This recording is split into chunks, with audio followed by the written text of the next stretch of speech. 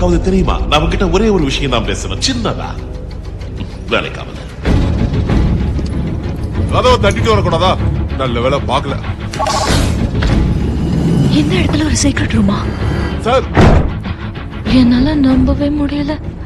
உனக்காவது ஹார்பிடேட் எங்க இருக்கான்னு தெரியுமா? ஒன்ன மாதிரி ரவுடிக்கெல்லாம் நான் பயப்பட மாட்டேன். உன்னை பார்த்தா அப்படியே எங்க அப்பாவை பாக்குற மாதிரியே இருக்கு. எங்க அப்பா நான் எனக்கு பிடிக்காது. அவரை விட்டு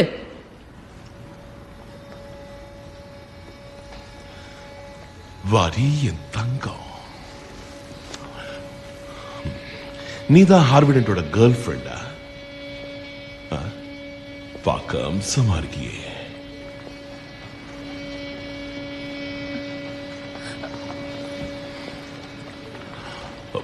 ஏன் கண்டு டென்ஷனா இருக்க? என்ன பார்த்தா பயமா?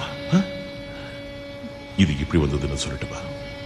சொல்றேன், இங்க வா. கிட்ட வா.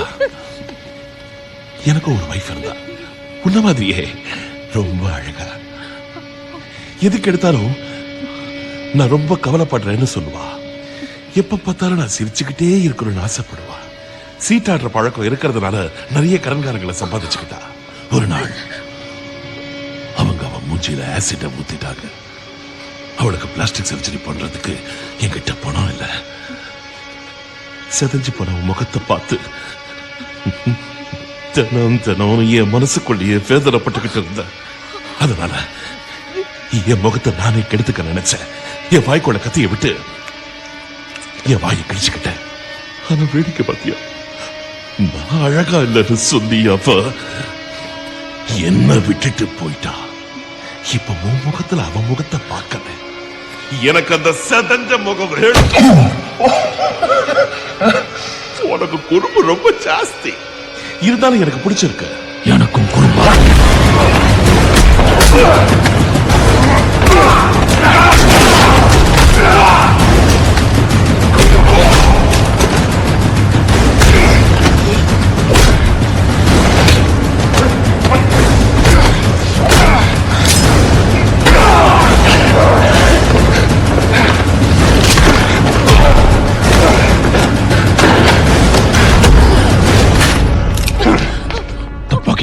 போட்டுடுறேன்.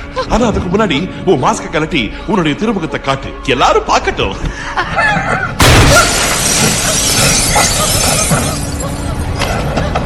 அவளை விட்டு.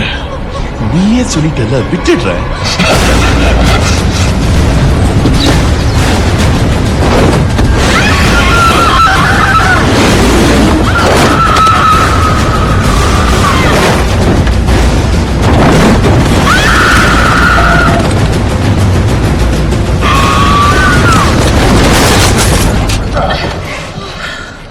அடிப்படலையே. நீங்க இல்லைன்னா நான் அவ்வளவுதான். ஆர்விக்கு ஒண்ணாகலையே. பத்திரமா இருக்கா? தேங்க்யூ. ஜிம், இப்ப என்ன பண்றது? லாவா அவங்க நெருங்காத வரைக்கும் அவங்க பணம் அவங்க கைக்கு கிடைக்க சான்ஸே இல்ல. ஆனா வழக்கே இல்லாம போயிடுச்சு. ஒரு பக்கம் ஜட்ஜஸ் கொலையாகிறாங்க, இன்னொரு பக்கம் கமிஷனர்ஸ் கொலையாகிறாங்க. யார் முன்னாடி கொண்டு போய் நிறுத்துறது? ஆமா, டென்ட் என்ன ஆனாரு? அவர் இந்நேரம் சிட்டியை விட்டு எங்கேயாவது போயிருப்பாரு. நல்லா வசதியா இருக்க போல இருக்கு. உன்கிட்ட இருந்து வாக்குமூலம் வாங்குற வரைக்குமாவது உன்னை பாதுகாக்கணும். என்னையும் பாதுகாக்க முடியாது, உங்களையும் பாதுகாத்துக்க முடியாது. நீ எங்களுக்கு கோஆபரேட் பண்ணலன்னா இங்க இருக்க முடியாது. கவுண்டி ஜெயில தான் இருக்கணும். அங்க உன் உயிருக்கு நாங்க உத்தரவாதம். என்ன எய்ம் பண்றது பணத்துக்காக இல்லை. அந்த ஜோக்கரோட ஒவ்வொரு மூவும் ரொம்ப ரொம்ப வித்தியாசமா இருக்கு. எல்லாம் மீறி போறான். பின்ன அவங்க சும்மா இருப்பாங்களா? அவங்க தலையே தூக்க கூடாதுங்கிறதுக்காக நீங்க என்னெல்லாம் பண்ணீங்க? அதுல கடுப்பாய்த்தான் யாரு என்னன்னு தெரியாத ஒருத்தன்ட்ட போய் உதவி கேட்டிருக்காங்க. அதுக்காக இவனை அடக்க முடியாதுன்னு அர்த்தம் இல்ல. இவனுக்கு என்ன வேணுங்கிறத கண்டுபிடிச்சிட்டு அடக்கிடலாம். குறுக்க பேசுறேன்னு தப்பா எடுத்துக்காதீங்க. இன்னும் நீங்க அவனை முழுசா புரிஞ்சுக்கலன்னு தான் எனக்கு தோணுது. பல வருஷங்களுக்கு முன்னால நான் பர்மாவில் இருந்தேன். அப்ப நானும் என் ஃப்ரெண்ட்ஸும் லோக்கல் கவர்மெண்ட்டுக்காக ஒர்க் பண்ணிட்டு இருந்தோம். அவங்க விலை மதிக்க முடியாத நவரத்தினங்களை பழங்குடி மக்களுக்கு லஞ்சமா கொடுத்து ஆதரவு பெற முயற்சி பண்ணாங்க. அப்படி ரத்தினங்களை கொடுக்கறதுக்காக எடுத்துக்கிட்டு போகும்போது வழியில அதை கொள்ளையடிச்சிட்டாங்க.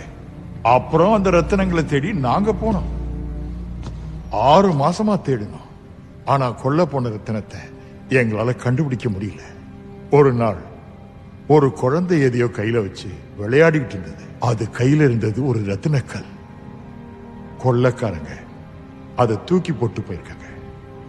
தூக்கி போடு ஏன் கொள்ளையடிக்கணும்? அந்த கொள்ளைக்காரனை பொறுத்த வரைக்கும் அது ஒரு விளையாட்டு. சில பேருக்கு எதுவுமே பெருசா தெரியாது. பணம், புகழ், பேரு, பதவி, அந்தஸ்து, இது எதுவுமே பெருசா தெரியாது. ஆனா சிலருக்கு இந்த உலகம் தீப்பிடிச்சு எரியணும்.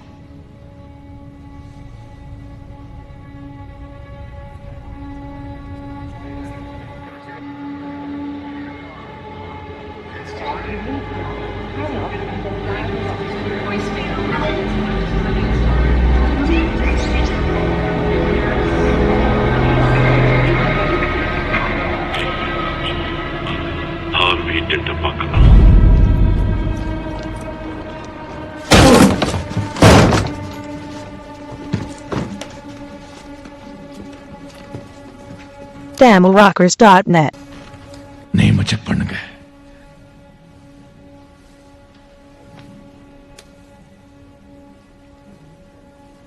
Richard tent,